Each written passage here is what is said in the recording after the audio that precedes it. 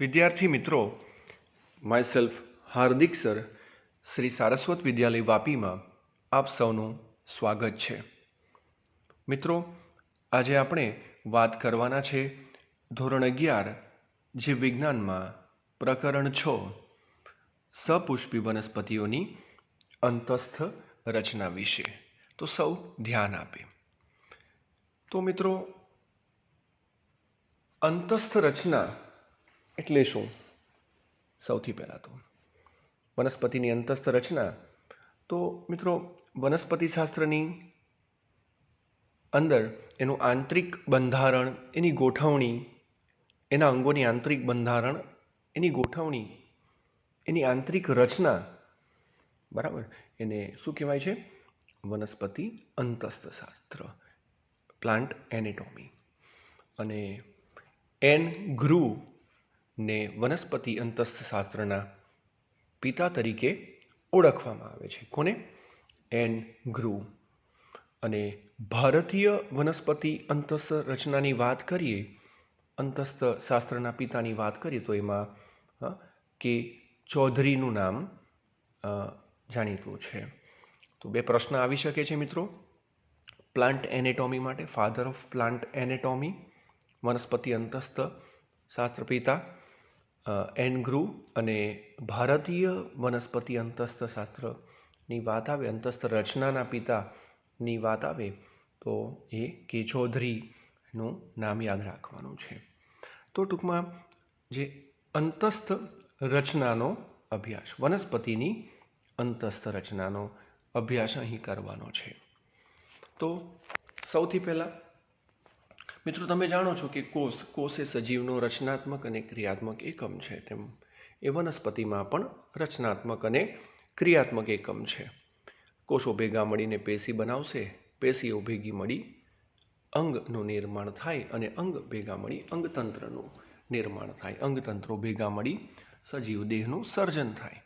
તે જ રીતે અહીં પેશીની, આપણે મિત્રો પ્રાણી પેશી વિશે ભણ્યા છો તમે, વિવિધ પેશીઓ વિશે વાતો કરી છે, બરાબર. અહીં હવે વનસ્પતિની વિવિધ પેશીઓની વાત કરવાની છે.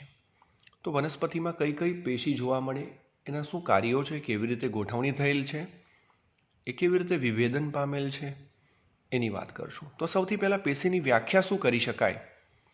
તો પેશીની વ્યાખ્યા કરીએ તો ભાઈ, સમાન ઉદ્ભવ અને નિશ્ચિત કાર્યો કરતા કોષોના સમૂહને પેશી કહે છે. કોને કહેવાય? સમાન ઉદ્ભવ અને નિશ્ચિત કાર્યો કરતા કોષોના સમૂહને પેશી કહે છે, કે જેનો ઉદ્ભવ કેવો છે? સમાન છે, અને કોઈ ચોક્કસ કાર્ય કરે છે, નિશ્ચિત કાર્ય કરે છે. હવે મિત્રો, એનું વિવિધ પ્રકારની પેશી હોય છે, એના વર્ગીકરણને સમજીએ આપણે અહીંયા. તો વનસ્પતિ પેશીનું વર્ગીકરણનો ચાર્ટ સ્વરૂપે અહીં રજૂ કર્યું છે. તો સૌથી પહેલાં એને આપણે બે ભાગમાં વહેંચીશું મિત્રો. બે ભાગમાં વનસ્પતિ પેશીઓને મુખ્ય બે ભાગમાં વિભાજિત કરશું. એક છે વર્ધનશીલ પેશી અને બીજું છે સ્થાયી પેશી, એટલે કે અવર્ધનશીલ પેશી આપણે કહી શકાય. વર્ધનશીલ પેશી અને સ્થાયી પેશી.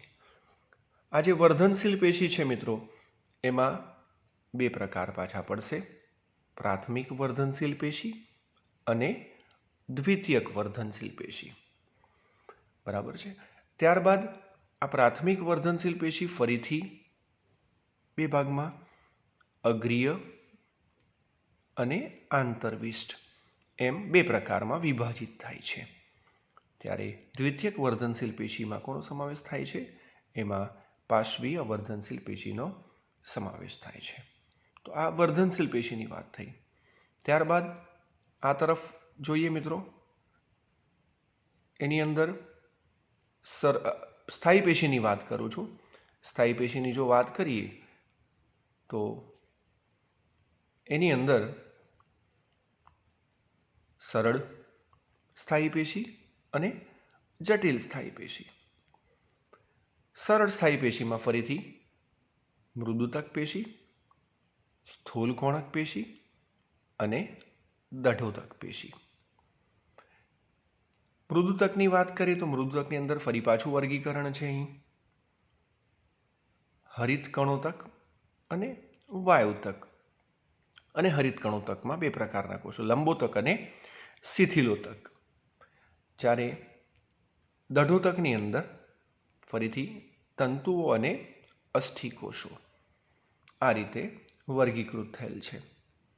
ત્યારબાદ મિત્રો જટિલ પેશીની વાત કરીએ તો એમાં જટિલ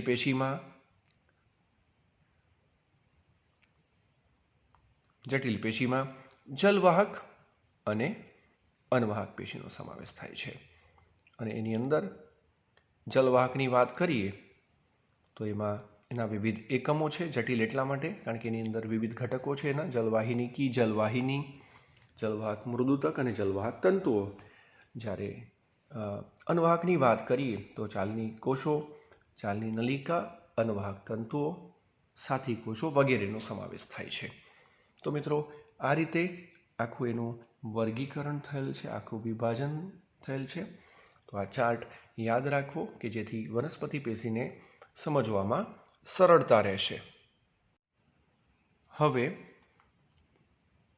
વર્ધનશીલ પેશીની વાત કરીએ. સૌપ્રથમ મિત્રો વર્ધનશીલ પેશી મેરિસ્ટેમેટિક ટિશ્યુ. મિત્રો વનસ્પતિઓમાં વૃદ્ધિ મોટા ભાગે જ્યાં સક્રિય ક્રિયાશીલ રીતે કોષ વિભાજનનો ચોક્કસ વિસ્તાર પૂરતી એ મર્યાદિત હોય છે. અને જ્યાં સક્રિય રીતે વિભાજન પામતા કોષોનો સમૂહ હોય એ વર્ધનશીલ પેશીઓ છે મિત્રો. એટલે કે સક્રિય રીતે વિભાજન પામતા કોષોના સમૂહને વર્ધનશીલ પેશીઓ કહે છે. જેને હવે અહીં જે શબ્દ છે મેરિસ્ટેમેટિક ટિશ્યુ, તો મેરિસ્ટોઝ એટલે કે વિભાજન પામવું, ડિવાઈડ થવું એનો મતલબ થાય છે મિત્રો. મેરિસ્ટેમેટિક નામ કેમ પડ્યું? તો મેરિસ્ટોઝ એટલે ડિવાઇડેડ, વિભાજન થવું. બરાબર છે. હવે આજે મિત્રો વિવિધ પ્રકારની વર્ધનશીલ પેશીઓ વનસ્પતિ ધરાવે છે. બરાબર. અને મૂળ તથા પ્રરોહના અગ્રસ્થ ભાગમાં એ રહેલી હોય છે. અને પ્રાથમિક પેશીઓનું જે નિર્માણ કરતી હોય મિત્રો એવી વર્ધનશીલ પેશીઓને અગ્રીય વર્ધનશીલ પેશી કહેવાય. બરાબર. અને તમે આકૃતિની અંદર આપણા પાઠ્યપુસ્તકની અંદર મિત્રો આકૃતિ આપી છે, જેમાં મૂળ અને પ્રરોહ એટલે કે મૂળાગ્ર અને પ્રરોહાગ્રની અંદર એમાં અગ્રીય વર્ધનશીલ પેશી વિશે દર્શાવ્યું છે. બરાબર. તો અગ્રીય વર્ધનશીલ પેશીઓ, બરાબર. તો મૂળની અગ્રસ્થ વર્ધનશીલ પેશીઓ જે છે મૂળના ટોચના ભાગે હોય મિત્રો. જ્યારે જે પ્રરોહની અગ્રસ્થ વર્ધનશીલ પેશી છે એ પ્રકાંડના અગ્રસ્થ ભાગે હોય છે. પ્રકાંડ અક્ષના મોટાભાગના પ્રદેશમાં અમુક અંતરે એ આવેલી હોય છે. હવે પર્ણોનું નિર્માણ અને પ્રકાંડનું વિસ્તરણ દરમિયાન પ્રરોહની અગ્રીય વર્ધનશીલ પેશીના કેટલાક કોષો નીચે તરફ ગોઠવાઈને કક્ષ કલિકાનું નિર્માણ કરે છે. આવી કલિકાઓ પર્ણોની કક્ષમાં પણ હાજર હોય છે અને શાખા કે પુષ્પ ધારણ કરવાની ક્ષમતા ધરાવે છે. પરિપક્વ પેશીઓ એટલે કે સ્થાયી પેશી જેને કહીએ છીએ મિત્રો આપણે, એની વચ્ચે આવેલી વર્ધનશીલ પેશીને આંતરવિષ્ટ વર્ધનશીલ પેશી કહીશું. તો આપણે અહીં ચાર્ટમાં જોઈ શકીએ છીએ કે જે વર્ધનશીલ પેશીને પ્રાથમિક, તો કે પ્રાથમિકમાં કઈ અગ્રીયમાં મૂળાગ્ર અને પ્રરોહાગ્રની વાત થઈ. જ્યારે આંતરવિષ્ટ શબ્દ આવ્યો, આંતરવિષ્ટ, ઇન્ટરકેલરી મેરિસ્ટેમ જે છે એ ક્યાં? તો કે એ સ્થાયી પેશીઓની વચ્ચે આવેલી છે એવી વર્ધનશીલ પેશીને શું કહેવાય છે? આંતરવિષ્ટ ઇન્ટરકેલરી મેરિસ્ટેમ કહે છે. તો એ બંને અહીંયા પ્રશ્ન આવી શકે, અગ્રીય વર્ધનશીલ પેશી અને આંતરવિષ્ટ વર્ધનશીલ પેશી જે છે એ કેવી છે? એ પ્રાઇમરી મેરિસ્ટેમ છે, પ્રાથમિક વર્ધનશીલ પેશી છે. જ્યારે દ્વિતીયક વર્ધનશીલ પેશીમાં કોનો સમાવેશ થશે અહીં? તો એમાં પાર્શ્વીય વર્ધનશીલ પેશીનો સમાવેશ થશે. તો યાદ રાખજો, એ સ્થાયી પેશીની વચ્ચે, પરિપક્વ પેશીઓની વચ્ચે આવેલી વર્ધનશીલ પેશી કઈ છે? આંતરવિષ્ટ ઇન્ટરકેલરી મેરિસ્ટેમ તરીકે ઓળખવામાં આવે છે. આ જે પેશીઓ છે મિત્રો એ ઘાસમાં અને જે તૃણાહારી જે ચરતા પ્રાણીઓ છે એના દ્વારા ખવાઈને દૂર થયેલા વનસ્પતિના ભાગોની જગ્યાએ પુનઃનિર્માણ પામતા ભાગમાં રહે છે. એટલે ચરતા પ્રાણીઓ જ્યારે ઘાસ ખાય છે એના દ્વારા જે ખવાઈને જે ભાગ ખાવાથી ચરવાથી જે ભાગ દૂર થયો હોય એની અંદર એવા પુનઃનિર્માણ પામતા ભાગની અંદર રહેલી છે.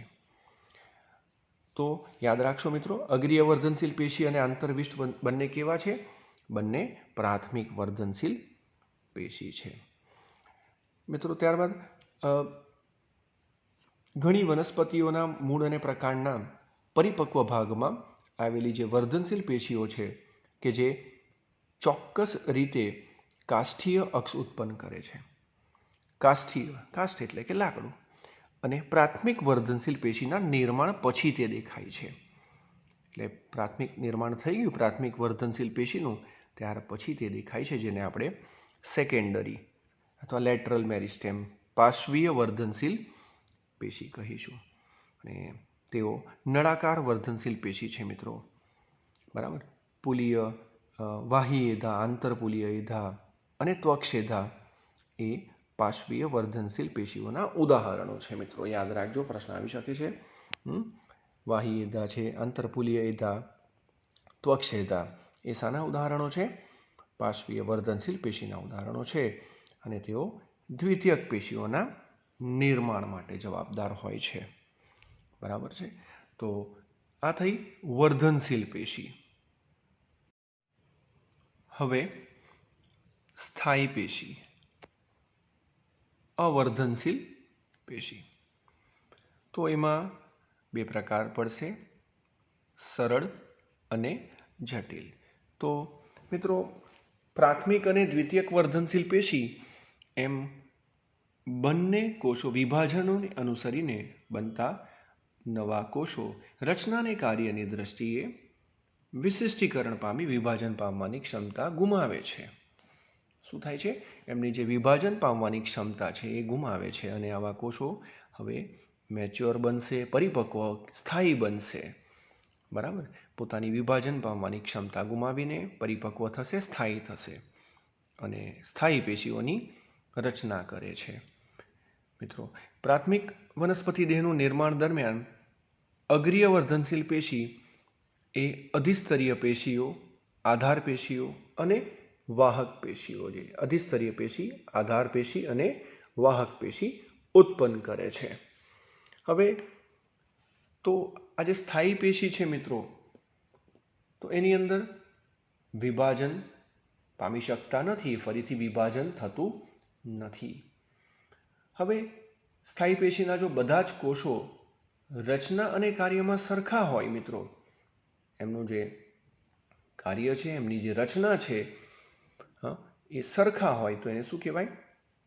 એને સરળ સ્થાયી પેશી કહે છે. બરાબર. અને જો એમાં વૈવિધ્ય હોય, જટિલતા હોય, વિવિધ પ્રકારના કોષો ધરાવે તો એને જટિલ સ્થાયી પેશી કહે છે, જટિલ સ્થાયી પેશી કહે છે. તો આપણે સૌથી પહેલાં મિત્રો સરળ સ્થાયી પેશીની વાતો કરીએ. અને એમાં સૌ પ્રથમ આપણે મૃદુતક પેશી વિશે વાત કરીશું. મૃદુતક પેશીની અંદર જોવા મળતું વૈવિધ્ય અને એની રચના જોઈએ મૃદુતક પેશીમાં. તો આ જે મિત્રો મૃદુતક જે છે, આપણે એને અંગ્રેજીમાં પેરેન્કાઇમા કહીશું અને વનસ્પતિના બધા જ અંગોમાં જોવા મળે છે. એટલે ઘણા બધા પ્રશ્નો આવે છે એના સ્થાનને આધારે, એનું કાર્યને આધારે પ્રશ્ન આવી શકે મિત્રો. એના વિવિધ રૂપાંતરણો પરથી પ્રશ્ન આવે. બરાબર છે. તો યાદ રાખશો. તો જે પેરેન્કાઇમા છે, મૃદુતક પેશી છે મિત્રો, એને આપણે આદિપેશી પણ કહી શકીએ, આદિપેશી કહીશું. વનસ્પતિના બધા જ અંગોમાં જોવા મળે છે. બરાબર છે. હવે એની રચનાની વાત કરીએ મિત્રો, આની વાત કરીએ મૃદુતકની, તો અહીં સામાન્ય રીતે પાતળી દિવાલ ધરાવતા કોષોની રચના હોય છે. એના જે કોષો છે પાતળી દિવાલ ધરાવે છે અને કોષો ગાઢ રીતે ગોઠવાયેલા હોય છે. અને અથવા તો એ થોડા આંતરકોષીય અવકાશ થોડો જોવા મળે છે. અહીં આકૃતિમાં તમે જોઈ શકો છો, કોષો ગોઠવાયેલા છે કોષો સમવ્યાસી હોઈ શકે, ગોળાકાર કે અંડાકાર રચના ધરાવતા હોય, અને તમે જોઈ શકો છો કે એ ગાઢ રીતે ગોઠવાયેલા હોય છે કે થોડો ઘણો અથવા આંતરકોષીય અવકાશ પણ તમને જોવા મળશે. એટલે એની વચ્ચે જે સ્પેસ દેખાય છે એ આંતરકોષીય અવકાશ છે, બરાબર. અને સ્થાનની દ્રષ્ટિએ જોઈએ, પ્રશ્ન થાય કે ક્યાં આવેલી હોય આ પેશી.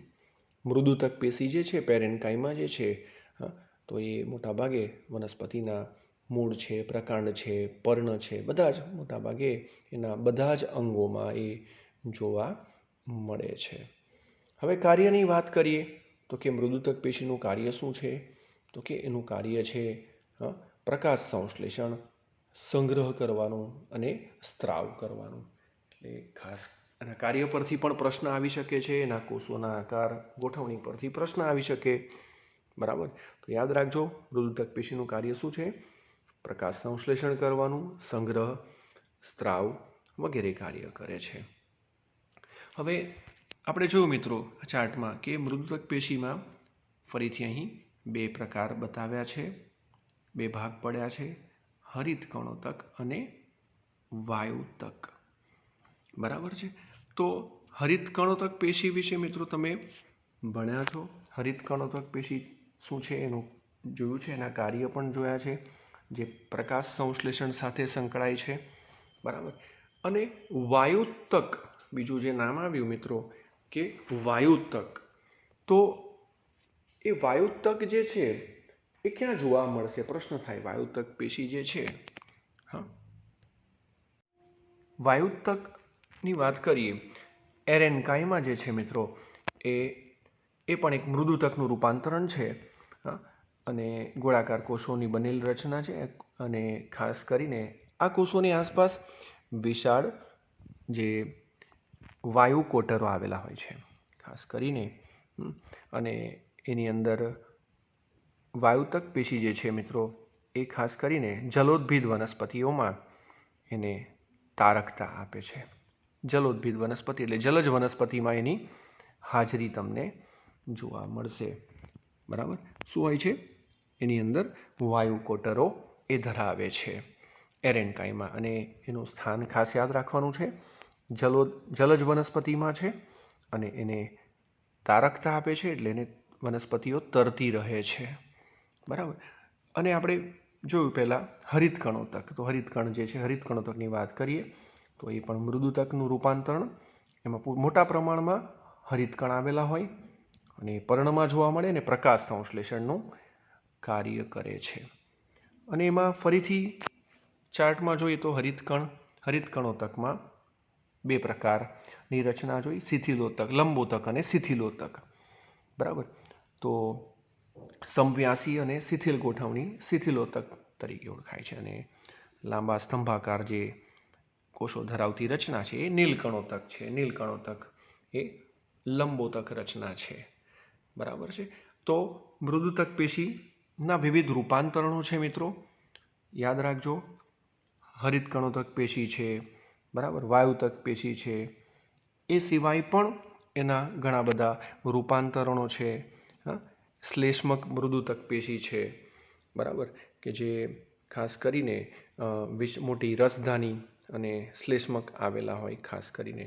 તો તમે એમાં ઉદાહરણ લઈએ, તમે એલોવેરાનું ઉદાહરણ, કુવારપાઠાનું ઉદાહરણ તમને ખ્યાલ છે, કે જે ફાફડા છોડની વાત કરીએ એનું પણ ઉદાહરણ લઈ શકીએ, જે શ્લેષ્મક, જેની અંદર મોટી રસધાનીઓ હોય અને શ્લેષ્મક આવેલા હોય છે, અને ખાસ કરીને એમાં એ પાણીનો સંગ્રહ કરતી રચના હોય છે. એટલે કે શુષ્ક પ્રદેશ, મરુ પ્રદેશમાં એ ખાસ કરીને એવા જોવા મળતા હોય છે રૂપાંતરણ. તો એ પણ એ મિત્રો મૃદુતકનું જ રૂપાંતરણ થયું. તો આવા જુદા જુદા રૂપાંતરણો મૃદુતકના તમને જોવા મળશે મિત્રો. હવે આગળ વધીએ છીએ મિત્રો. ત્યારબાદ વાત આવે છે સ્થૂલ કોણક પેશીની. સ્થૂલ કોણક પેશી જે છે એ મિત્રો એ જીવંત યાંત્રિક પેશી છે. મૃદુતક પણ એના કોષોની વાત કરીએ તો એ પણ જીવંત કોષો ધરાવે છે, જીવંત પેશી છે, બરાબર. હવે મૃદુતક પેશીની વાત કરીએ તો જીવંત યાંત્રિક પેશી છે. કોષો સ્થાયી જીવંત હોય છે, જીવંત કોષો છે, અને તેની કોષ દિવાલ જે છે મિત્રો, હા, એ સેલ્યુલોઝની બનેલી હોય છે, અને અંદરની દિવાલ પર પેક્ટિનનું સ્થૂલન હોય છે. ખાસ કરીને અહીં તમને સ્થૂલિત ખૂણાઓ આકૃતિની અંદર દેખાય છે. આકૃતિ આપણા પાઠ્યપુસ્તકમાં પણ આપેલ છે. તો અહીં સ્થૂલિત ખૂણાઓ દેખાય છે, રસધણી દેખાય છે, જીવરસ દેખાય, કોષ દિવાલો બતાવી છે, બરાબર. તો ખાસ કરીને અંદરની દિવાલ પેક્ટિનનું સ્થૂલન ધરાવે છે, અને આ પ્રકારનું સ્થૂલન જ્યાં પેશી કોષો એકબીજાના સંપર્કમાં આવતા હોય છે ત્યાં વધુ પ્રમાણમાં જોવા મળે છે. પ્રશ્ન થાય કે એનું સ્થાન ક્યાં? તો ખાસ કરીને કુમળા પ્રકાંડ અને પર્ણદંડમાં આવેલી હોય છે, અને આ પેશી મુખ્યત્વે પ્રકાંડ અને પર્ણના અધઃસ્તરમાં હોય છે, પરંતુ એકદળી વનસ્પતિના ભૂમિગત ભાગોમાં તે હોતી નથી, તેનો અભાવ હોય છે. યાદ રાખજો મિત્રો, પ્રશ્ન આવી શકે છે. ક્યાં છે? પ્રકાંડ અને પર્ણના અધઃસ્તરમાં હોય છે, પરંતુ ક્યાં નથી? એકદળી વનસ્પતિના ભૂમિગત અંડરગ્રાઉન્ડ પાર્ટમાં એનો અભાવ હોય છે. કાર્યની જો વાત કરીએ તો કોષો જીવંત છે મિત્રો, કોષો જીવંત છે, અને જે અંગોમાં આવેલી હોય એની અંગોની વૃદ્ધિ અટકતી નથી, પરંતુ અંગોની નમ્યતા અને સ્થિતિસ્થાપકતા આપે છે, અને રક્ષણ આપે છે. નમ્યતા અને સ્થિતિસ્થાપકતા આપે છે. યાદ રાખજો મિત્રો, એનું કાર્ય જે છે, આપણે અગાઉ મૃદુતકનું પણ કાર્ય જોયું, તે રીતે આના કાર્ય પરથી પણ પ્રશ્ન આવી શકે છે, અને સ્થૂલન ઉપરથી પ્રશ્ન આવી શકે, એની રચના આકૃતિ પરથી પ્રશ્ન આવી શકે છે, તો ધ્યાન રાખશો. ત્યારબાદ એમાં પણ સ્થૂલ કોણક પેશીના પણ મિત્રો વિવિધ પ્રકાર પડશે. એની અંદર વિવિધ રચના છે, બરાબર. જુદી જુદી પ્રકારની સ્થૂલ કોણક પેશી તમને જોવા મળશે મિત્રો, જેમ કે કોણીય હોય, નલિકામય હોય, બરાબર, તકતીમય હોય, જુદા જુદા પ્રકારની, અને એ જુદી જુદી વનસ્પતિમાં એ પ્રમાણે, જેમ કે તમે સૂર્યમુખીની વાત કરીએ મિત્રો, સૂર્યમુખીના પ્રકાંડની વાત કરીએ તો એની અંદર તમને તકતીમય સ્થૂલ કોણક પેશી તમને જોવા મળશે. ત્યારબાદ ધતુરાનું પ્રકાંડ લઈએ તો એની અંદર મિત્રો તમને એવી કોણીય પ્રકારની છે જોવા મળશે. ટામેટા છે, ધતુરા છે, એની અંદર તમને કોણીય જોવા મળશે મિત્રો. અને ત્યારબાદ આંકડાનું પ્રકાંડ લઈએ તો એની અંદર તમને નલિકામય જોવા મળશે. તો વિવિધ એના પ્રકાર છે, સ્થૂલ કોણકના પણ વિવિધ પ્રકાર છે. ત્યારબાદ મિત્રો આગળ વધીએ. દઢોતક પેશી, આ મિત્રો મૃત યાંત્રિક પેશી છે, મૃત પેશી છે. અગાઉ આપણે જોયું, અગાઉની પેશીઓ કેવી હતી? જીવંત હતી. આ કેવી છે? મૃત યાંત્રિક પેશી છે. આ પેશી મિત્રો લાંબા, પાતળી અને લેગ્નિનથી સ્થૂલન પામેલી કોષ દિવાલયુક્ત સાંકડા કોષોની બનેલી છે મિત્રો. યાદ રાખજો, સ્થૂલન શાનું છે? અહીં લેગ્નિનનું સ્થૂલન છે, જે થોડા ઘણા નાના મોટા ખાડા જેવી રચના, ગર્ત જેવી રચના ધરાવે છે. તેઓ સામાન્ય રીતે મૃત અને જીવરસ વગરના છે. રચના અને ઉત્પત્તિ અને વિકાસની વિવિધતાને આધારે દઢોતક પેશી એ બે પ્રકારની છે મિત્રો. તંતુઓ એટલે કે ફાઇબર્સ, અને અસ્થિકોષો, કઠકો, સ્ક્લેરાઇડ્સ તરીકે ઓળખાય, તંતુઓ છે, અને અસ્થિકોષોની રચના આકૃતિમાં તમે જોઈ શકો છો. તંતુમય રચના અને અસ્થિકોષની રચના બતાવી છે, બરાબર છે.